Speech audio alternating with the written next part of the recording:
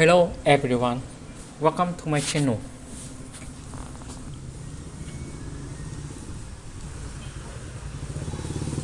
10 years ago, my husband ran off with my own sister. They didn't just take our savings, they took my trust, my peace, and left me with a sick little boy who could barely breathe through the nights. I remember standing in that empty kitchen, the note still trembling in my hands, the sound of Ethan's coughing echoing down the hall. My parents said I should move on. The neighbors whispered that I must have done something wrong. But I didn't break. I worked, I fought, and I kept my son alive even when the world turned its back on me. They thought they'd won. They thought I'd stay small, buried in debt and shame. But they were wrong. Because 10 years later, when they came back laughing, showing off their perfect little life, my son, the boy they called fragile, made them regret everything.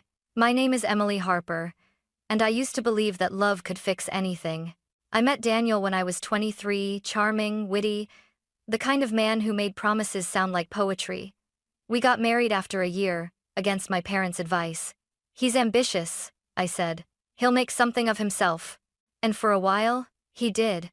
We bought a small house on the edge of Boise, Idaho, painted the porch yellow, planted daisies out front. My younger sister Lily visited often. She was vibrant and spontaneous, the kind of person who could light up any room, and Daniel always seemed to smile wider when she was around. At first, I thought nothing of it. I trusted them both. While I spent my evenings tutoring to pay off hospital bills, Lily would stop by to help with Ethan, my son, my fragile little fighter. Ethan had been sick since birth. The doctors called it chronic pediatric asthma. To me, it was the sound of him wheezing at 2 amperes. Me holding a nebulizer mask to his tiny face, whispering, "Breathe, baby, please." Daniel hated hospitals. He said they smelled like failure. "You're always worrying," he'd snap. "Can't you just let things be for once?" So I worked harder. I smiled through exhaustion. I believed that if I just loved enough, things would get better. Then, one evening, after a particularly long shift, I came home to silence. No cartoons, no hum of the humidifier, just stillness. I called out, "Daniel? Lily?" Nothing. Ethan's toy truck was lying on the kitchen floor. The drawers were open, half empty. And then I saw the envelope on the table. My name on it, in Daniel's handwriting. My hands shook as I opened it. "I can't do this anymore, Emily. I need to live. Lily understands me in ways you never could. Don't call. Don't make this harder." My knees gave out. I fell against the counter, the paper cutting into my palm as if to remind me this was real. Outside, the wind howled, rattling the windows. Inside, my heart went numb. I called my parents in tears, begging them to come. My mother's voice was flat. "Emily, maybe if you'd taken better care of him, this wouldn't have happened." That night, Ethan woke up coughing. He asked for his father between shallow breaths, and I couldn't find the strength to tell him the truth. I sat on the edge of his bed, holding his small hand, whispering through the dark, "He's not coming back, baby. But I am. I'll always be here." The house was quiet again. Too quiet. That's the night I stopped believing love could fix anything, and started learning how to survive without it. The next morning, the house didn't feel like home anymore. It felt like an echo, a hollow space that still remembered laughter. Ethan's tiny shoes were still by the door, Daniel's toothbrush gone, Lily's perfume still lingering in the hallway, the scent of betrayal. I called Daniel's number again and again, straight to voicemail. Then I called Lily's. "The number you've dialed is no longer in service." They'd planned this. Every detail, every exit. My savings account? Empty. The joint balance we built for Ethan's medical bills drained to the last cent. When I went to my parents, I was shaking so hard I could barely drive. My mother opened the door with her arms crossed. "Emily," she said coldly, "you can't just come crying every time life disappoints you." "Mom, they took everything," I begged. "Daniel, Lily, they're gone." She exchanged a look with my father. "Maybe," she said slowly, "if you'd kept your husband happy, he wouldn't have left." Her words cut deeper than any knife. Even my own parents saw me as the problem. I realized then I was truly alone. That night, Ethan had another attack. I rushed him to Street Luke's hospital, holding his limp body in my arms. His lips turned pale, his breathing shallow. I screamed for help until nurses came running. Hours later, when his breathing stabilized, I sat beside his bed, watching the oxygen mask fog with every breath. My reflection in the hospital window looked like a ghost, tired, hollow-eyed, almost unrecognizable. A nurse gently touched my shoulder. "You should rest," she said softly. I shook my head. "I can't." Because if I stopped even for a second, I was afraid everything would collapse. The next day, I went back to the house, gathered what little we had left. I found an old envelope Daniel once labeled vacation fund. Inside, only a single dollar bill remained folded neatly, like mockery. Bills kept arriving, and the whispers spread faster than the truth. At the grocery store, people turned away. At school, colleagues spoke in hushed tones. She couldn't keep her husband. Her sister took him, imagine that. Ethan was the only one who didn't look at me with pity. He'd sit on my lap, clutching his inhaler, and whisper, "It's okay, Mom. We don't need anyone else." Sometimes at night, when the world was asleep, I'd walk to the kitchen, look at the empty spot where Daniel's coffee mug used to be, and whisper back, "You're right, baby. We don't." That was the first time I realized heartbreak doesn't kill you instantly. It kills you slowly, quietly, like frost creeping up a window pane. And if you don't fight back, one morning you'll wake up completely frozen. I didn't remember the exact day grief turned into survival, only that one morning I woke up, looked at Ethan sleeping beside me, and realized no one was coming to save us. Not Daniel, not Lily, not even my parents. So I got up. I made coffee from the last scoop of cheap grounds, packed Ethan's medicine, and walked out into the gray Boise winter to look for work. The world didn't care about my heartbreak. The world only cared if you could pay your bills. The first job I found was at a 24-hour diner off the highway. Grease, noise, endless coffee refills. It wasn't glamorous, but it was something. I scrubbed tables, poured drinks, smiled at truckers who barely looked at me. At night, when my shift ended, I'd come home, grade a few papers for extra tutoring cash, and fall asleep next to Ethan's nebulizer, humming like a lullaby. Every time he coughed in the dark, I jolted awake, terrified his next breath wouldn't come. One night, when his medicine ran out, I sat outside behind the diner, trying not to cry in front of anyone. The cold bit into my fingers. That's when Mrs. Henderson, my landlord, a stout woman with gray hair and kind eyes, found me there. "You look like you've seen the end of the world," she said. "Maybe I have," I whispered. She handed me a folded 20. "Take it. For the boy. And don't you dare pay me back." Her kindness cracked something inside me, not the pain, but the numbness. I promised myself I'd repay her someday. On weekends, I started cleaning houses. The rich ones, people who never noticed the woman mopping their marble floors. But I noticed everything. Their family photos, their laughter, the warmth I used to have. Sometimes, I'd stare too long at those pictures and remind myself, don't envy them, just work. Months passed. My body ached constantly, my hands blistered, but the bills got paid. Ethan's medicine stayed stocked. He started smiling again. "Mom," he said once, looking up from his coloring book. "When I grow up, I'm gonna buy you a big house. One with warm lights." I laughed through tears. "I don't need a big house, sweetheart. I just need you to breathe easy." That night, as he fell asleep, I looked around our small rented room, the peeling wallpaper, the flickering bulb, and realized something powerful. The people who left me had taken everything I thought I needed, but what they couldn't take was the will to rebuild. Pain was my teacher. Work was my weapon. And Ethan, he was the reason I kept breathing when it felt impossible. Years blurred together like pages in a diary I didn't have time to write. Ethan grew taller, thinner, quieter, but his eyes held something unbreakable. Every morning before school, he'd line up his inhalers on the table, checking each one carefully like a little soldier preparing for battle. At 13, he was already wiser than most adults I knew. He'd say things that made me stop and stare. "Mom, do you think pain ever gets tired of hurting people?" I'd smile weakly. "Maybe someday it just gives up," he grinned. Then we just have to outlast it. That boy carried a strength I couldn't always find in myself. My jobs changed. Diner shifts became daytime work at a small medical clinic downtown. I started as a receptionist, but the doctors noticed how carefully I handled patient files, how I spoke to anxious parents. They trained me to help with appointments, insurance forms, even basic medical inventory. It wasn't glamorous, but it was stable. For the first time in years, I could breathe without counting every penny. Every paycheck meant one more night without fear of eviction, one more refill for Ethan's medicine. He'd wait for me at the bus stop every evening, waving his arms wildly even when I was too tired to lift mine.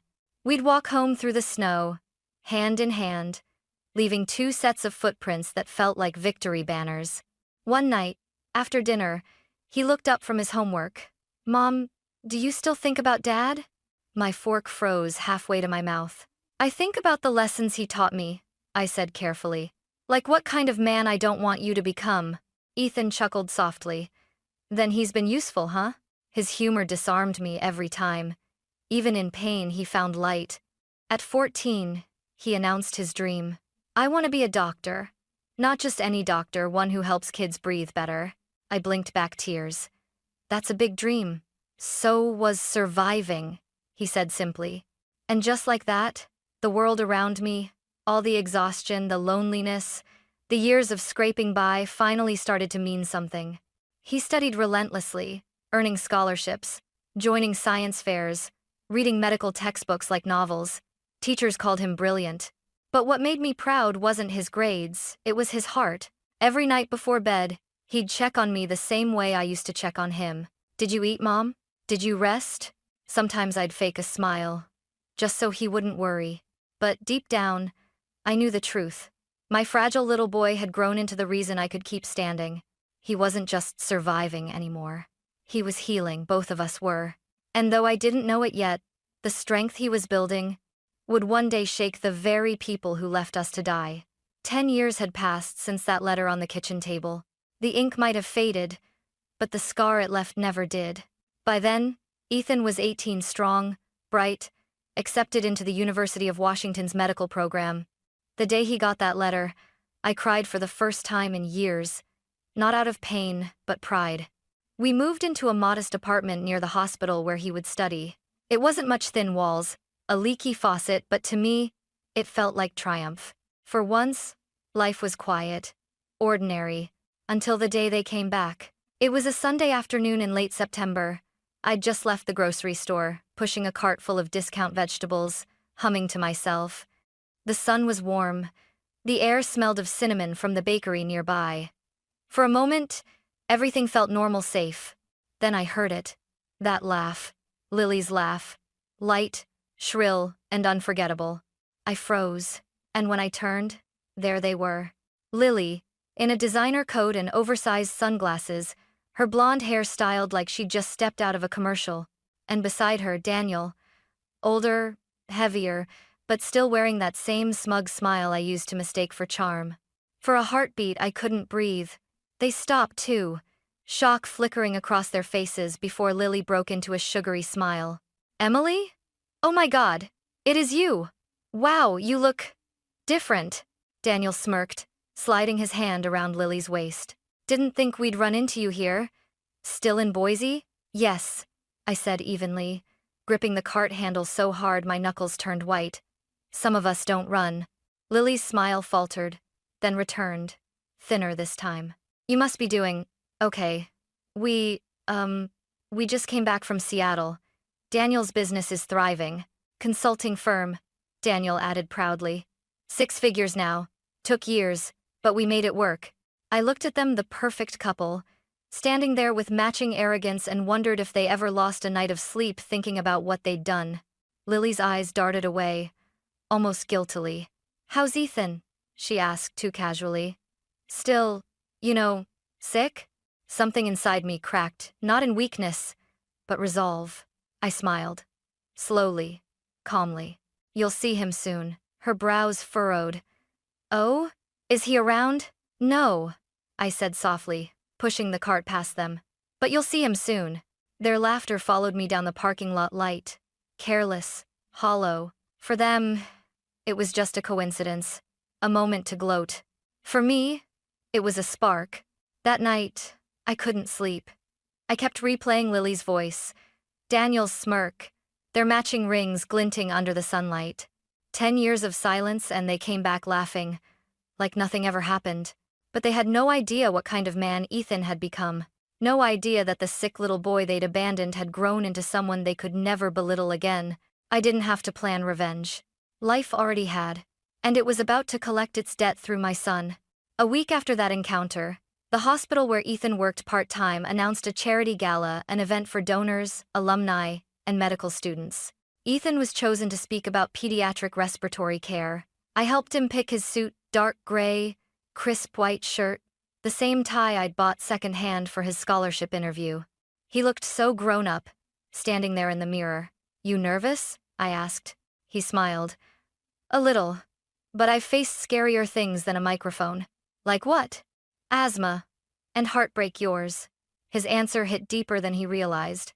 That night, the ballroom glittered with chandeliers and soft jazz. I volunteered at the reception table, checking guest names, pretending I wasn't terrified. And then, like a cruel joke, they arrived. Daniel and Lily. She was draped in emerald silk, diamonds glinting at her neck. He wore a tailored suit, one hand gripping her waist possessively, just like the old days. My breath caught. Lily froze when she saw me behind the desk. Her painted smile faltered. "Emily?" she whispered. Daniel's lips curled. "Well, looks like everyone's moving up in life." I straightened my name tag. "Welcome to the gala. Enjoy the evening." Their eyes flickered, they hadn't expected composure. But what came next silenced even their arrogance. When Ethan stepped onto the stage, the entire room shifted.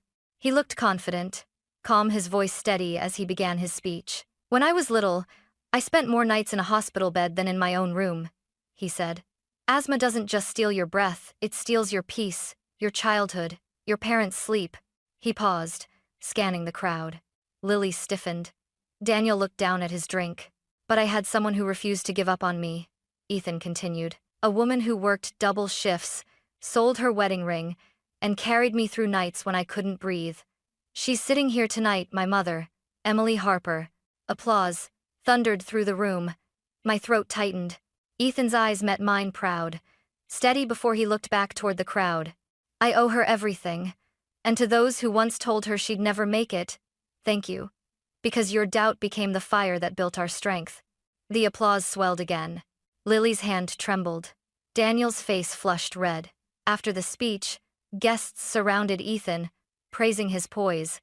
When the crowd thinned, Lily and Daniel finally approached. "Ethan," Lily began softly, "you've grown so much. Do you remember us?"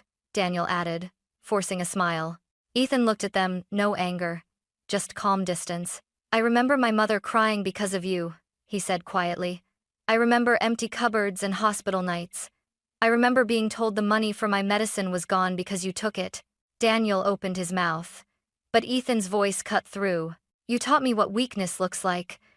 But he nodded toward me. "She taught me strength." Lily's mascara began to smear. Her smile collapsed. "We were young," she whispered. "We made mistakes." Ethan shook his head slowly. "You made choices, and you live with them. We already did." Silence settled. The photographers had stopped taking pictures. Guests had turned to watch, sensing the storm beneath the surface. Ethan extended his hand, calm and deliberate. "I wish you peace," he said. "But don't mistake forgiveness for welcome." They stood frozen, unsure whether to shake it or walk away. In the end, Daniel turned first, muttering, "Let's go." Lily followed, eyes glassy, lips trembling. When they disappeared into the crowd, Ethan exhaled slowly. He turned to me. "You okay, Mom?" I smiled through tears. "You didn't just speak tonight, Ethan. You breathed for both of us." He wrapped his arm around my shoulders as the band resumed playing. And for the first time in 10 years, the air around us felt light again, not with revenge, but release. The night after the gala, I couldn't sleep. Not because of regret, but because the house finally felt quiet in a way it hadn't in years. For the first time, the silence didn't hurt. It healed. Ethan slept soundly in his room, the glow of his study lamp still warm on the walls. I stood by the window, watching the city lights blur through the mist, and thought about how strange justice could be. It didn't always roar. Sometimes it arrived gently through truth spoken aloud. A few days later, I heard the whispers. Daniel's consulting company, the one he bragged about, had collapsed. Something about unpaid loans, falsified contracts, angry investors. His name started appearing in local papers not under success stories, but legal troubles. Lily's social media vanished overnight.